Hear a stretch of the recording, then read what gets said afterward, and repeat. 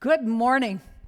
We are going to talk today about opportunity in disguise. It sounds so mysterious, and yet I'm quite sure that you know how to recognize it. So think of these times, I'm sure you've had them, when you felt like you were in the right place at the right time. It's just like the Daniel Namad song says, I'm in the right place at the right time, and I'm just where I'm supposed to be. It's a pretty good feeling, isn't it? So there's another song that I think of when I have those moments, which is from Van Morrison. And in his song, he says, wouldn't it be great if it was like this all the time? Well, you know, there's a part of us that says that, of course. We'd like to have it be like that all the time. And yet it isn't. And I'm not sure that I can tell you why that is, except that it's part of how we grow and actually access more of the good that awaits us. So no, it's not like that all the time. So what about those other moments? You know the ones when we feel like we're in the wrong place at the wrong time and we're not where we're supposed to be, and we might have our hands on our hips, we might be making like a pouty face, we're really feeling sorry for ourselves, nothing's working. Of course, that doesn't feel great, and we don't want that to be that way all the time. And fortunately, it isn't. However, those moments too have their value in our progress toward experiencing more of the opportunities which await us. So we get them both. So when we feel, though, like we're in the wrong place at the wrong time, here's something comforting. Our lives are brimming with opportunity. Now, in truth, our lives are always brimming with opportunity. And yet, in these moments where our discomfort gets our attention, we end up with this peaked awareness of what we truly desire. We become very aware of the opportunities that are calling to us. So there's something to be said for that.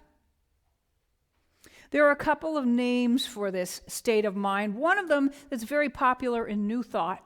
I first learned it from Terry McBride, and I'm guessing that he learned it from studying Eric Butterworth, a Unity teacher who spoke on this topic often. It's called creative discontent. And Terry used it to accomplish his own healing. So, those moments when we feel like we're in the wrong place at the wrong time and we're very aware of where we would rather be, we can know that we are experiencing creative discontent. And of course, the important part of that phrase is the first part. Even though we're feeling discontented, we're also feeling creative. Who knew? So here's another term that I learned from a charter guest in the 90s, and it is simply this: opportunity disguised as loss. I learned it from a gentleman who was chartering the yacht with his wife and his business partner, and he said, yep, sometimes a fax will come through, and I'll be, oh no, and he'll remember this could be opportunity disguised as a loss. It certainly worked for him. So we have creative discontent, and we have opportunity disguised as loss. There's another thing I remember learning from Terry McBride, and of course he didn't create this phrase either, but he used it in telling his story. And that's the famous line that there's a pony in here somewhere. Man, that one just stuck. It's an old adage about a young boy on Christmas Day who kind of got the short end of things, but he said, with all this manure around here, there has to be a pony somewhere. So it was a statement of optimism despite what's going on, right? So sometimes all we have is the pile of manure and we get to look for the prize. Okay? So we have opportunity disguised as loss. We have a sense of humor and say, well, there's got to be a pony in here somewhere, and we draw on a little bit of optimism, even if it's contrived to begin with. Then we recognize that we must not be the only person to go through this, because they made up a saying called creative discontent, and somebody came up with a line that says opportunity disguised as loss, so we must not be alone in this stuff. It must be part of what we sometimes go to get where we would prefer to be. So how about this? We're going to get spiritual now. A gentleman by the name of Raymond Hollywell wrote a book called Working with the Law. And this is another piece of the same kind of viewpoint that stuck with me when I took that class. Okay, I don't remember how long ago that was, except for that it was in Florida. And what it said in there, what Hollywell said, was that when we desire a thing, conditions are ripe for us to have it. Oh, I didn't know that. Let's try rephrasing that. We desire a thing when conditions are ripe for it to be so. I don't know about you, but that is a total game changer. That is a completely different way to think about desire. How many of you don't have to raise your hands because probably you've done your healing work and you don't do this anymore. But how many of you tried to talk yourselves out of wanting things because you had accepted a belief in lack and limitation, so you were protecting yourself from harm by not wanting anything? And that didn't work out so well, did it? Because here we are questioning that framework. So many people try to talk themselves out of things because they have a concern that they're not possible. But that is an idea based in lack and limitation, and it's got to go. So let's replace it with spiritual truth, because that's what we do, and know that every time we experience a desire, even if it's that sort of galvanized fire under your rear kind of creative discontent, what happens is circumstances are ripe for you to have that very thing. And man, are you acutely aware of it or what?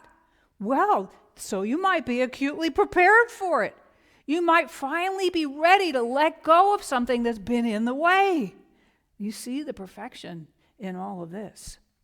So, we have had desire all wrong.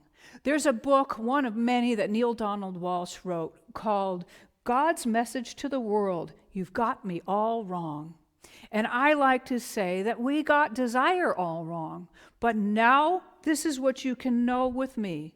I simply say this when I remember it. Desire announces possibility. Now that is truly a game changer. So, if opportunity accompanies loss, and some kind of prize, whether it's a pony or something else, accompanies messes, how are we to tell the difference between them?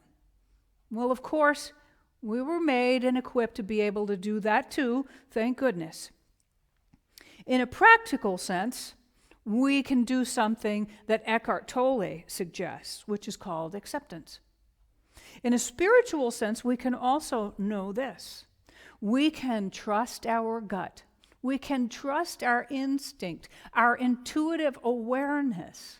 We can trust that we already know how to do that. But let's get back to the practical advice. For those of you who have heard of Eckhart Tolle, perhaps you've listened to or watched or read his New Earth material. There is a wonderful story in there that I love so much, it obviously stuck with me. He said there are 3 ways that we can respond to adversity which are constructive. They're not destructive. And the first one is acceptance. The second one is joy. The third is enthusiasm. And it gives the example of acceptance as being out on a cold, dark, rainy, yes, Pacific Northwest night and getting a flat tire and having to change that tire himself.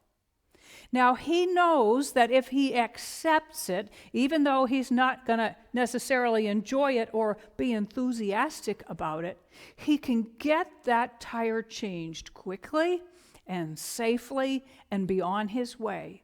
Whereas any other response would be some kind of a resistance that would not be entirely constructive, and it would ultimately hold him up.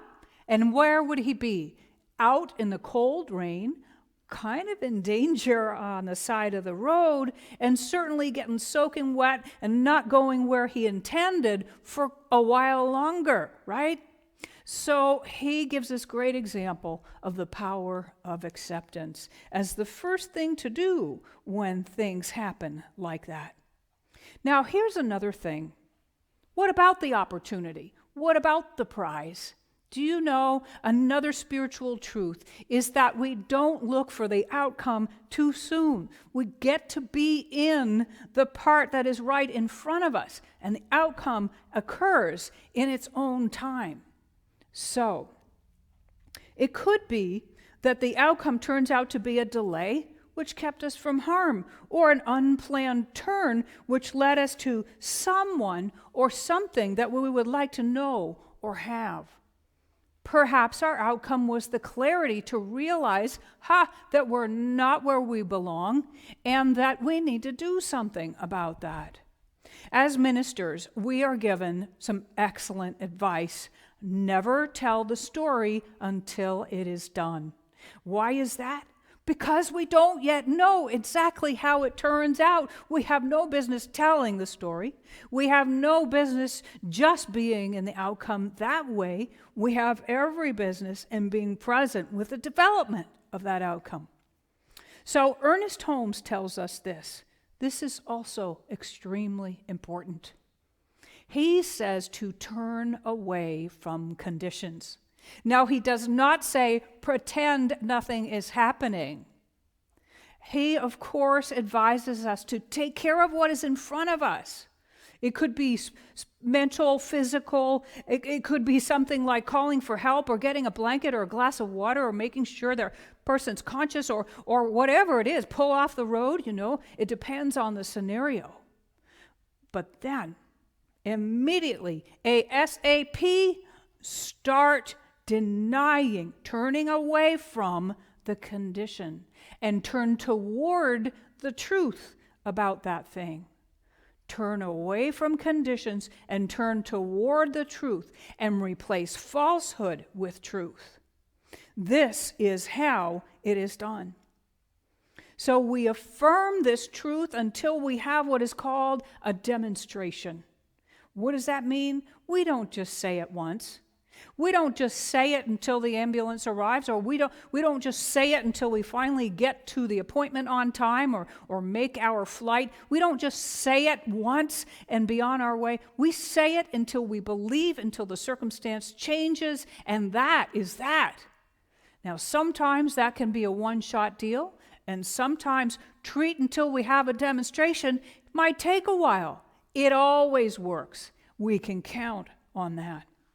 This is how we step from a problem to a solution, from loss to opportunity, from mess to prize, from dis-ease to ease, from something incomplete to something whole, from a place, time, or situation that feels wrong for us to one that feels just right.